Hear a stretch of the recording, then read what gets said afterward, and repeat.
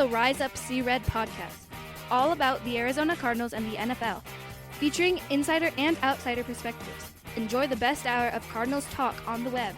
Now here are your hosts, Jess Root and Seth Cox.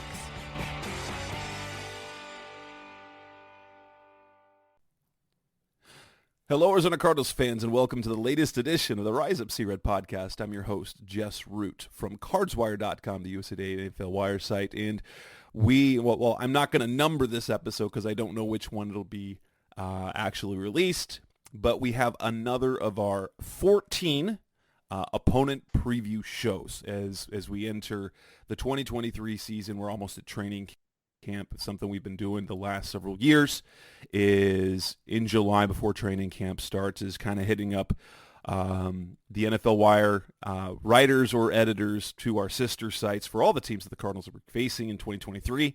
And in this episode, we've got Steelers Wire managing editor Curt Popejoy, a guy who's been on the NFL Wire as long as I have. So we've been there a while. I've been here since 2016. Curt, you've been in there. Were you on with Neil from the beginning or soon thereafter? December of 2015, he hired me on. So yeah. So Curt is one of the few on the network who's been there longer than I have, which is pretty impressive. It's a good gig, and we get to do things that we love, talk about and write about our teams. So Curt, welcome to the show. I believe this is the first time I've had you on because the Cardinals have not played the Steelers in a hot minute. Rip. Yep. I'm looking forward to it though. Yeah. I always like to see new teams on the schedule. So yeah, I'm good with it. And the one thing that is changing with the 17 game schedule, it means we get an extra other conference matchup, which does mix things up a little bit instead of just the once every 4 years, which means you don't really know much about that other team, which is the Cardinals and the Steelers had a connection for a long time out, of course, because they went from Ken Whisenhunt to Bruce Arians, and late 2000s. Whisenhunt made it basically Steelers West. Arians did it to some extent. He bought some guys over but they had coaches and players. So there's been a connection between the two franchises for quite some time, a little bit less now. So what we want to kind of talk about, Curt, in this show is basically kind of run down what happened last season, look at what's happened this offseason, and kind of the outlook for 2023. The Steelers, I don't know how they managed to pull it off, but after a bad start, they managed to keep Mike Tomlin's streak of winning seasons, finished 9-8. How would you say that they performed based on expectations last season? I think the first half of the year they played pretty much exactly the way people expected first year post Ben Roethlisberger. I think that with Ben retiring, I think most fans, even prior to drafting Kenny Pickett, felt like the team was going to take a step back. You didn't really know what you were going to get. They signed Mitch Trubisky day one of free agency. At that point, there was a lot of speculation. Are they even going to bother to draft a quarterback high in the draft? Or are they so high on Trubisky that they were just going to kind of roll with him?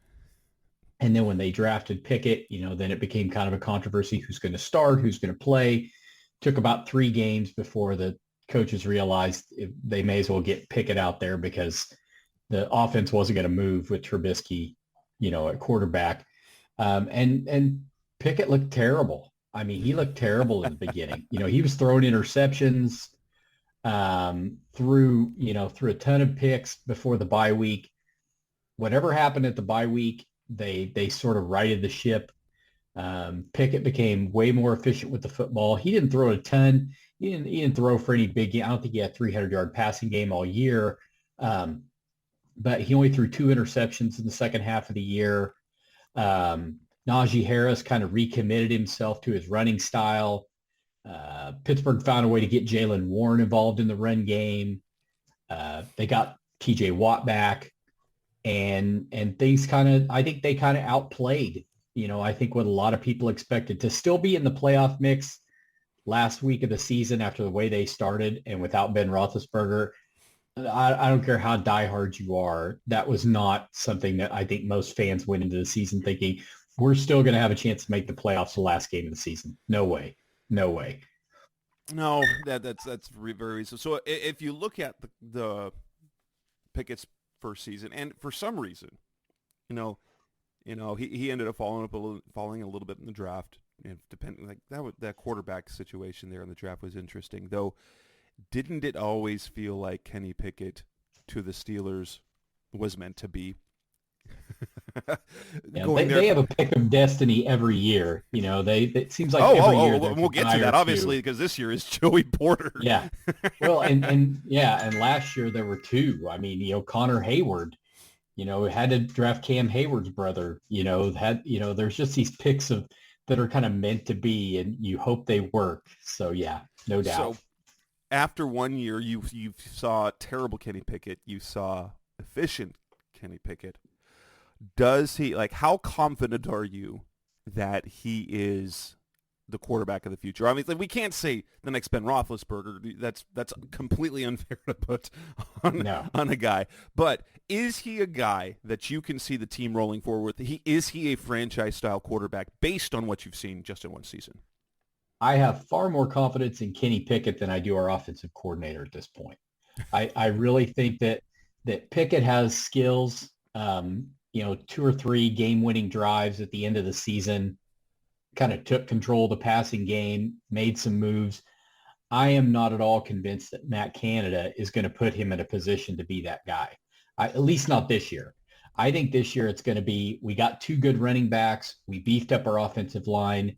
We're going to take all the pressure off Pickett. We're going to make him be kind of a game manager. We're going to run. And then if we need you to throw, we'll have you throw. And I know a lot of fans don't like that mentality anymore. The NFL is geared around points and scoring, and the AFC North is just stacked with quarterbacks and playmakers. And, a lot of people wonder, are they going to be able to get into a shootout with the Bengals? If they kind of hold Pickett back schematically, is he going to be able to be the guy that can come out and throw, go throw for throw with Burrow? I don't know. I don't know that the scheme is going to let him do that. But I do have a lot of confidence in him. I think that, I'm an old guy. I've been watching the Steelers a long time. I got no problem with some old school football where they run the ball. And that's basically how they started Roethlisberger's career as well.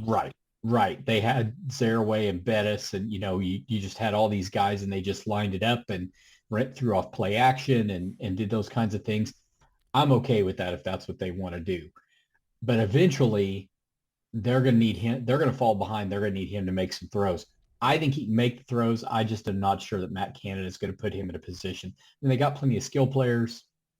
But is he gonna be okay with this dink and dunk, jet sweep, 0 yardage throws? I don't like that personally in today's NFL. I think it's really tough to be consistently successful like that.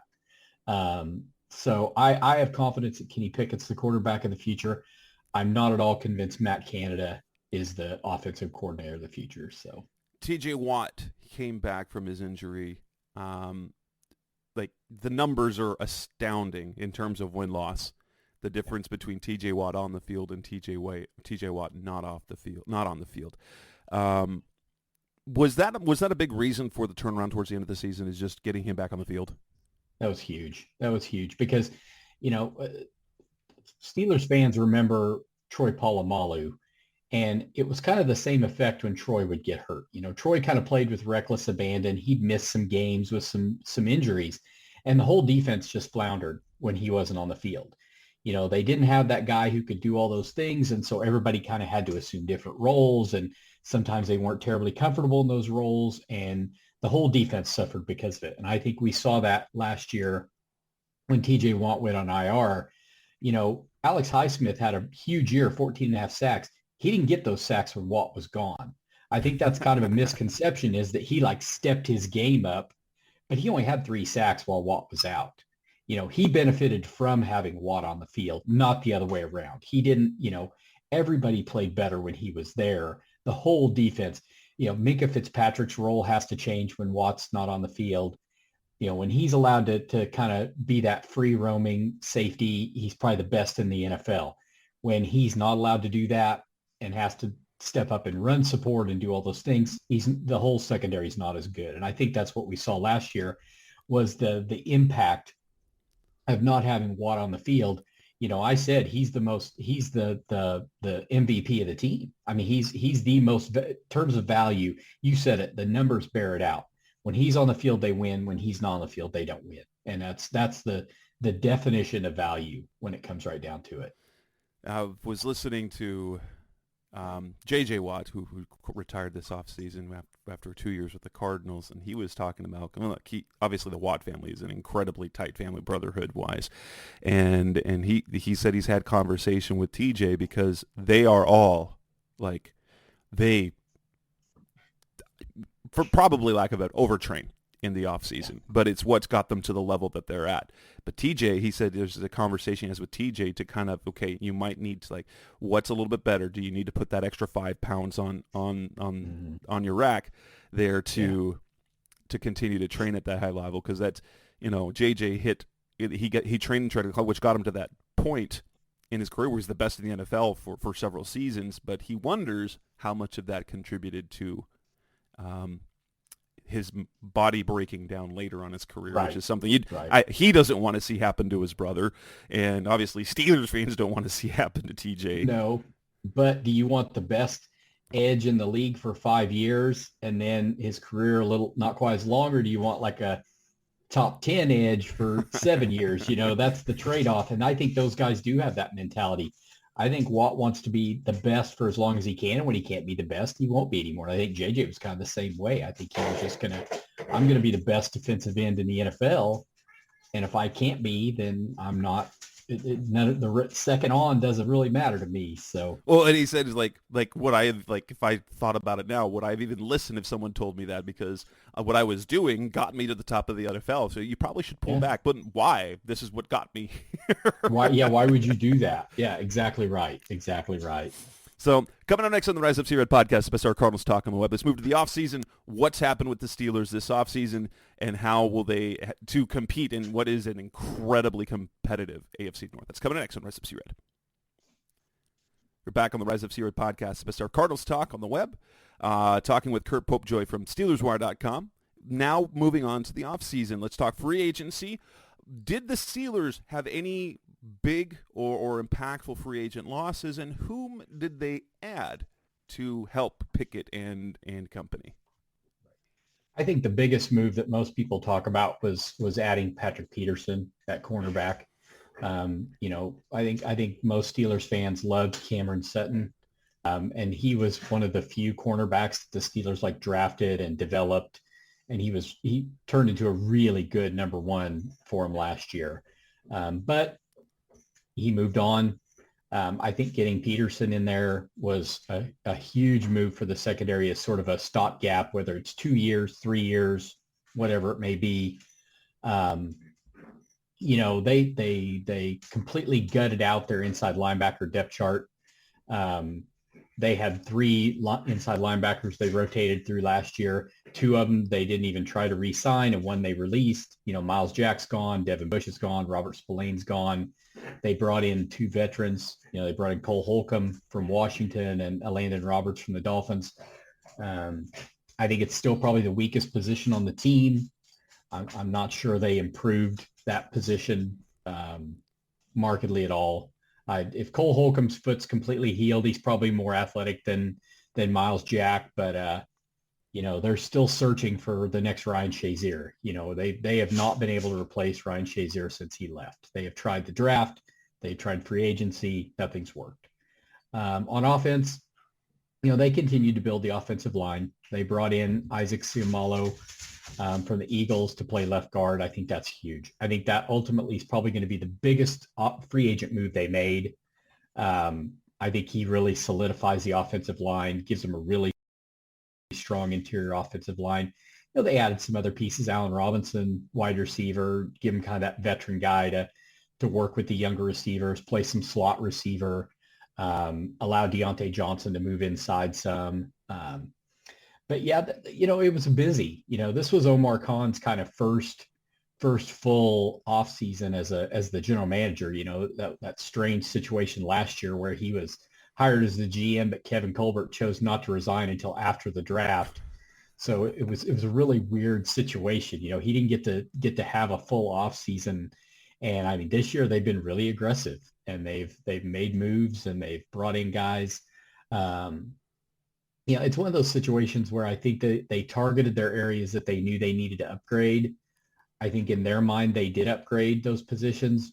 Remains to be seen whether or not, getting Marcus Golden as a third outside linebacker, as a pass rusher, I think that was huge. I think late in the offseason, that was big. I was really, really hoping they would add a veteran. And again, that's another position where they've struggled to find that third edge rusher. They've tried veterans and the veterans have failed. It just hasn't worked. I'm very excited about having Marcus Golden on the team. I think he sounds like he's saying all the right things. He's okay with being a rotational guy. He's happy playing behind Watt and Highsmith, and that can only help because the Steelers had their worst year rushing the passer they've had in about 7 years. So I'm good with that one too. They sprinkled in 4 or 5 guys that I think are going to start, and I think are going to play well for them. I think the underrated Keanu Neal, the safety they brought in, another guy that I think a lot of people weren't really thinking about safety as a need. Sounds like he's going to get some pretty serious reps. I mean, the way he talks, and he can provide some versatility. So I'm good with that. Anything that can make a Fitzpatrick's job easier and give him more freedom, I'm all for that. So yeah, they've made some moves in free agency, probably the busiest offseason they've had in a long time in terms of free agency. Patrick Peterson is an interesting guy. Obviously, he played a decade with the Cardinals, and what we saw at the end of his Cardinals career is that he could still be that guy, but not. His ceiling was still the same ceiling it always was, but the floor dropped, and there were games that he looked bad. He's whether it's maybe it was the different schematic change going to Mike Zimmer's defense early, or going to the Vikings and that defensive scheme. It was obviously Zimmer first that was there, and he kind of reinvented himself. I don't know if it's a reinvent or just being put in better positions rather than be the you play cat defense, you cover that cat the whole game, which he did most of the time in Arizona. He'd right. Take on the number one receiver, follow him around the field.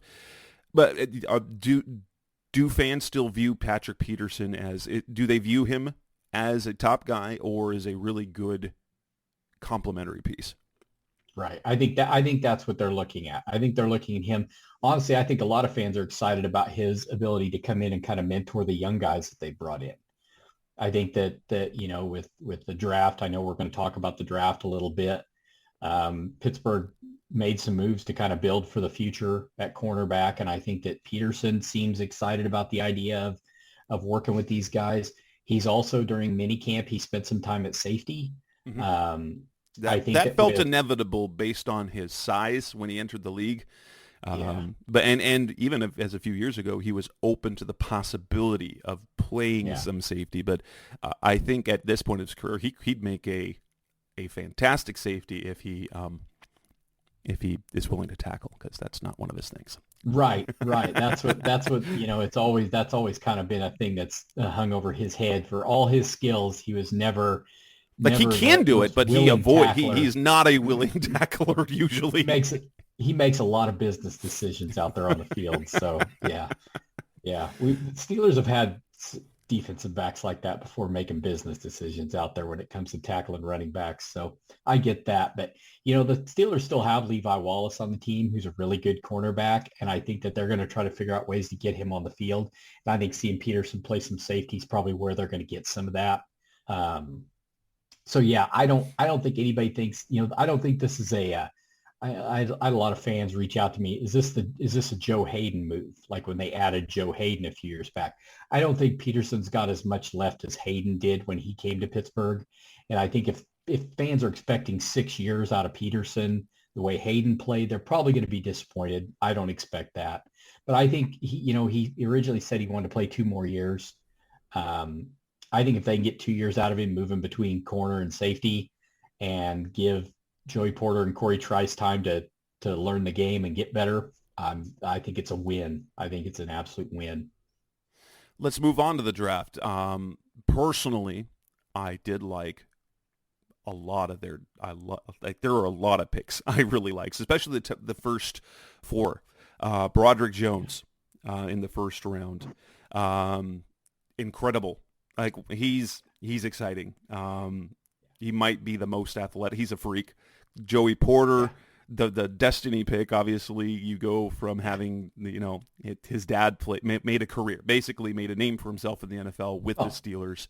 He's a legend. Yeah. Keno Benton, I really liked him as an interior defensive player. And Darnell Washington, that tight end out of Georgia, if he can stay healthy, like what he did at the combine, like he's a guy he can block, but he's got some very underrated catch skills that were underutilized at Georgia. So give us your take. I ran through the first four picks, but what are your expectations for which of these players are going to contribute, who might have important roles in year one, and which are more future picks? Well, I think you kind of nailed. I think Broderick Jones. I know the Steelers are trying to be very diplomatic with Dan Moore at left tackle, but his days are numbered. I mean, the future is Broderick Jones, and the future at left tackles this year. I know that during minicamp they split reps and they tried to. They don't want to just tell Dan you're done. I mean, even though he said in an interview, you get it when they use a first round pick on a guy that plays your spot, you get it. It's part of it. It's like DJ Humphries over here in Arizona. Like he's like, yeah, I don't care. None of them's beat me yet. Yeah. Well, and Moore came in as a fourth or fifth round pick and was pushed into the starting lineup as a rookie when Zach Banner couldn't play late in the offseason, and he played admirably. He really did. His first year, he did everything you could ask of a guy who probably didn't think until August he was going to play any football that year. And so I got no criticisms of Dan Moore. He just didn't come along. Last year he didn't improve. He still too many penalties, too many sacks allowed. So I get it. I still think he probably has a spot on the team. He can play both sides, so that helps. He's young. But I think that Jones is the guy that's going to come in. He's in a great position because, like I said earlier, talking about free agency, with a new left guard who's a veteran and a really great player, he's going to have somebody right next to him who can help him, mentor him. And then you draft his blocking teammate in Darnell Washington, and we've already seen video of those guys at minicamp, like doing combo blocks on people and just plowing people over at minicamp already. And so it's like, okay, we get it. Washington's raw. He's raw as a route runner, but they're going to figure out ways to get him out there as like a sixth offensive lineman. They want to run the ball. He's going to be on the field. Fortunately, Pittsburgh has a couple of really good tight ends, so there's no rush on Washington to make him part of the passing game. So I like that. I like Benton. I think, he said after the draft that Mike Tomlin told him he drafted him to be a bully in the middle of the defensive line, and I think that's a good way to characterize his play style. Yeah. But Pittsburgh hasn't had a bully in a while. You got to go back to like Dan McClendon to find the last guy on the team that really kind of pushed people around in there. They've had a lot of athletic guys. Pittsburgh's always been this team that has tried to find kind of clones of one another on the defensive line so they can play them inside, outside. And, you got to probably go back to Casey Hampton to find the last really big nose that they had on the roster. And so I like having Benton in there. I think he's going to be part of a rotation. They brought in Braden Fiocco. They've got Montravius Adams. I think he'll be a nice rotational guy. Obviously Joey Porter, he's one of the stories of the draft. Fell out of the first round, got him at number 32. Was sitting at the draft and didn't get taken, and all those sorts of things. But he's shining at camp. Just an athletic freak. They're gonna figure out a way to get him on the field. I think the kid that's gonna kind of surprise is Corey Trice, the cornerback from Purdue that they got later in the draft. Physically, he's pretty much a match for Porter. He's kind of coming in with a chip on his shoulder, felt like he should have been drafted earlier. So I really like him for the future. I like Nick Herbig as a linebacker for the future. I'm still not convinced he's not going to move inside at some point. I'm not sure he's got the build to hold up on the outside with what Pittsburgh asks of their outside linebackers. But again, they signed his brother Nate in the offseason as a free agent, so you got to draft Nick. I mean, that's just, it's remarkable to me how Pittsburgh all this synergy. I'm still shocked that they haven't re-signed Derek Watt. They're kind of letting Derek Watt leave. I figured that TJ had something in his contract that says, as long as I'm here, you got to keep my brother on the team. But anyway. Oh, I mean, there's another level to that. Maybe like if he doesn't get signed. Yeah. Because you've got the TJ Watt ring. I mean, the JJ Watt Ring of Honor game for the Texans when the Steelers are in town. That was on purpose because TJ's there. Yeah. And Absolutely. Well, and to even take the conspiracy a step deeper, maybe the reason Derek Watt hasn't been signed is because they're going to move Cam Hayward's brother Connor to fullback this year. I mean, it's just, they've talked about he's talked about going back to playing like a hybrid, like an H-back role. Well, Pittsburgh always carried a true fullback. Maybe they're not going to carry a fullback because Cam Hayward's brother is going to have that spot on the roster. So, it's just layers and layers to everything. So, but yeah, I love the draft. I think it was strong. We didn't talk about Spencer Anderson, athletic interior lineman. I think he's a project guy. But he's a Maryland kid. Tomlin loves his Maryland guys, so wasn't surprised to see them bring one in. But yeah, I think overall it was a great draft. I think you got about 3 guys going to play a lot this year, and I think you've got about 6 guys that are probably going to be in the lineup in the next couple of years. So yeah, I think as they start to transition some older guys out, you're going to see those guys play a lot more. The Joey Porter pick, there are some that don't love him. But I think he's an athletic freak, who doesn't have, he reminds me, he's like the cornerback version of DK Metcalf, in my opinion, where some of some of the things you want, the hip movement, the change of direction, those are not his strong suits. But DK Metcalf is one heck of a player, and that might end up being, and the NFL bloodlines and all that. But we've only got, let's move on to the last. So coming next in the Rise Up Secret podcast, best of our Cardinals talk on the web. Let's wrap this up talking about the upcoming 2023 season. What are expectations, high end, low end, and how do they see the Cardinals in 2023? That's coming next in Rise Up C-Red. They're back on the Rise Up C-Red podcast, best of our Cardinals talk on the web. 2023, the AFC North is tough.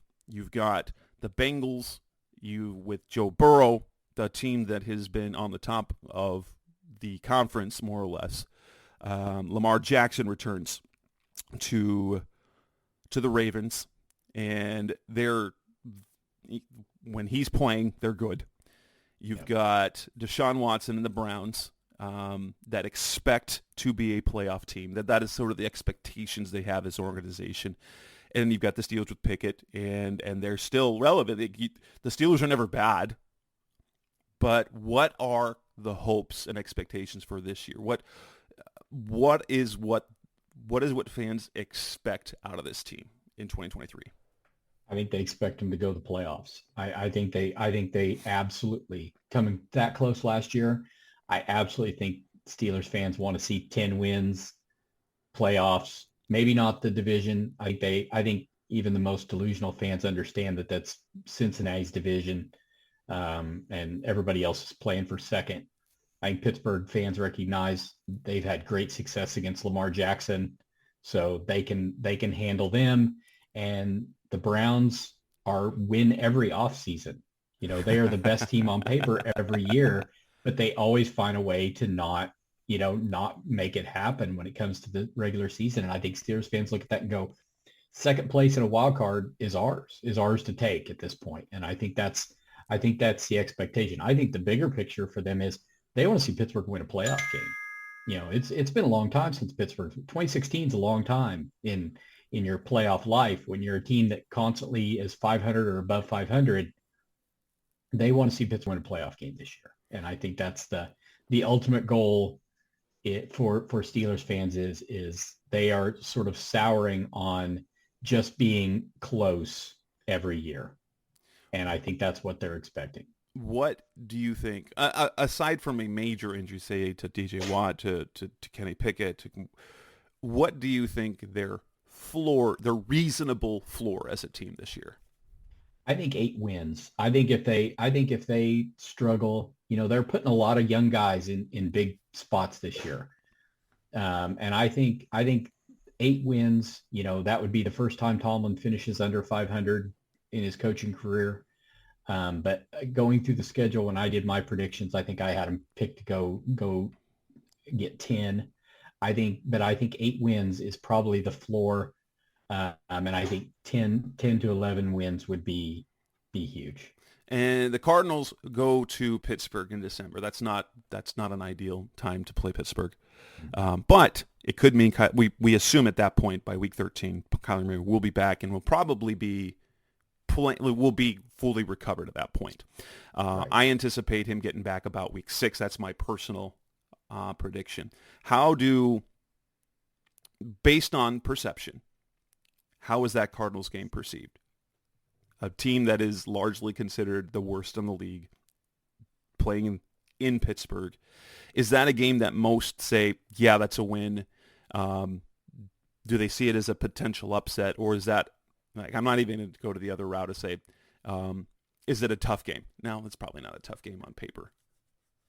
Not on paper, but I think Steelers have traditionally struggled against athletic quarterbacks. And I think that Kyler Murray presents a huge challenge if he's healthy and he's playing well. I think that's always been, even in December. I mean, obviously, if the dumps a bunch of snow on the field or whatever, kind of a neutralizer for that athleticism. But I think that ultimately Pittsburgh fans look at games like this and go, yeah, that's a game we should win easily. So there's a real good chance we could lose.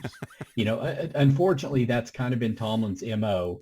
Once or twice a year, they absolutely come out flat in a game they should win easily. And I think late in the year, a lot of it's going to depend on what they've got to play for at that point. Unfortunately, you take on the mindset of your coaches, and if there's still something on the line, I think that's a different matter than if there isn't anything on the line for them.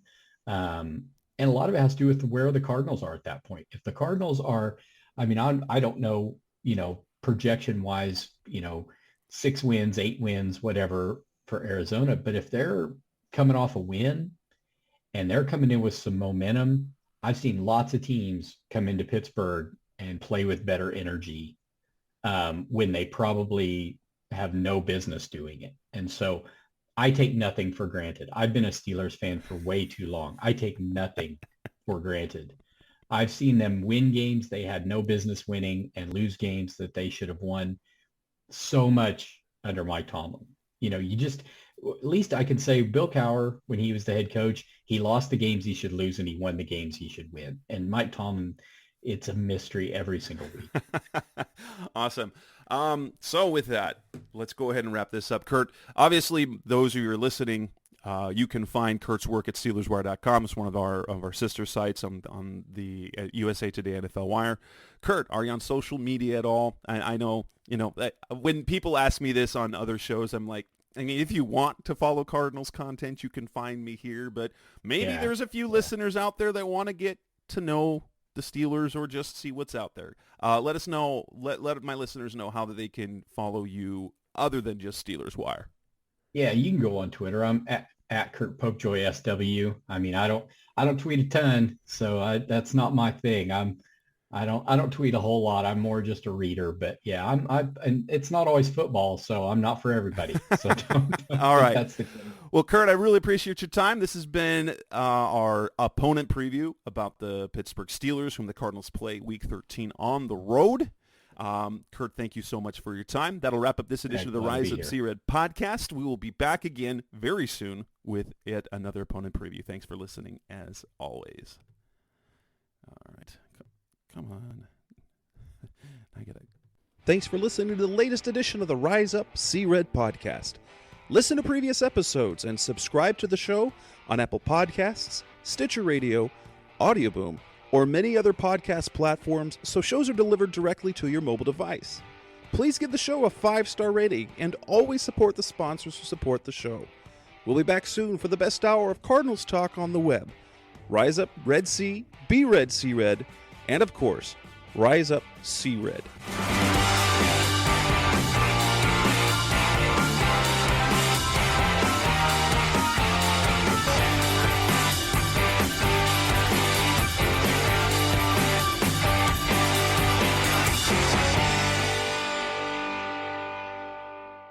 Rise